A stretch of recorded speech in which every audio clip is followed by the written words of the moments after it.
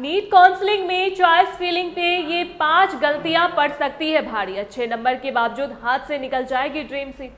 नमस्कार, आप देख रहे हैं टीवी 12। मैं हूं आपके साथ अपराजिता सिंह। नीट का एग्जाम खत्म होने के बाद अब बारी है काउंसलिंग की, और मेडिकल काउंसलिंग कमेटी यानी एमसीसी बहुत जल्द इसका पूरा शेड्यूल जारी करने वाली। जुलाई के आखिरी हफ्ते से लेकर अगस्त के बीच रजिस्ट्रेशन और चॉइस फिलिंग की प्रक्रिया शुरू होने की पूरी उम्मीद है। ऐसे में लाखों स्टूडेंट्स और उनके पेरेंट्स इस वक्त इसी सोच में लगे हैं कि कौन सा कॉलेज चुने और लिस्ट कैसे बनाए। लेकिन हर साल यह देखा जाता है कि बहुत से बच्चे नीट में काफ़ी शानदार स्कोर लाते हैं, लेकिन काउंसलिंग के दौरान चॉइस फिलिंग में की गई छोटी छोटी बेवकूफ़ियों की वजह से उनके हाथ से ड्रीम मेडिकल कॉलेज निकल जाता है, या फिर मजबूरी में किसी साधारण सीट से समझौता करना पड़ता है। अगर आप या आपके घर में कोई भी नीट काउंसलिंग में शामिल होने जा रहा है तो इन 5 घातक गलतियों से हर हाल में बचकर रहिएगा। पहली बड़ी गलती जो बहुत से बच्चे करते हैं वह है चॉइस फिलिंग में बहुत कम कॉलेजों के नाम डालना। कई स्टूडेंट्स ओवर कॉन्फिडेंट में आकर सोचते हैं कि बस 10-15 बड़े कॉलेजों के नाम भर देंगे और काम हो जाएगा। लेकिन सच यह है कि सीट अलॉटमेंट पूरी तरह आपकी रैंक, पसंद और सीट मिलने पर तय होगा।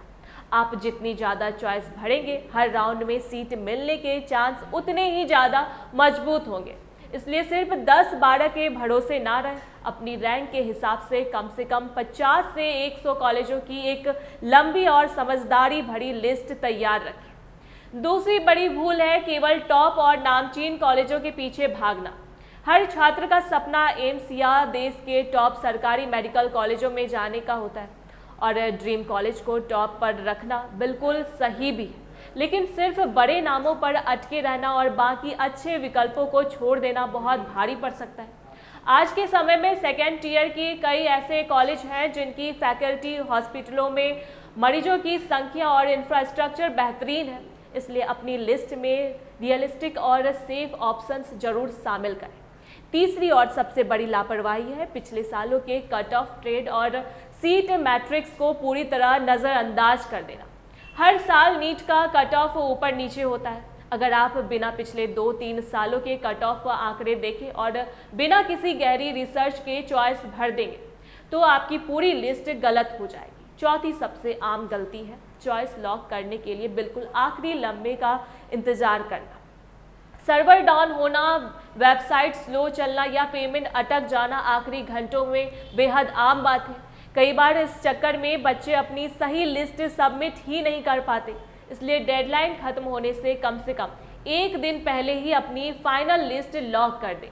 और 5वीं सबसे घातक गलती है कॉलेज का फीस स्ट्रक्चर और वहाँ के बॉन्ड की शर्तें पढ़े बिना एडमिशन की होड़ में शामिल हो जाना। कई राज्यों और प्राइवेट कॉलेजों में सर्विस बॉन्ड की ऐसी कड़ी शर्तें होती है या इतनी भारी फीस होती है कि सीट अलॉट होने के बाद स्टूडेंट्स के होश उड़ जाते हैं। इसलिए चॉइस भरने से पहले ही हर कॉलेज का फीस स्ट्रक्चर और बॉन्ड रूल अच्छे से डायरी में नोट कर ले, ताकि बाद में कोई पछतावा न हो। काउंसलिंग से जुड़ी इन बातों का ध्यान रखें और अपने दोस्तों के साथ भी इसे जरूर शेयर करें। ऐसी तमाम जानकारी के लिए देखते रहे टीवी 12। धन्यवाद।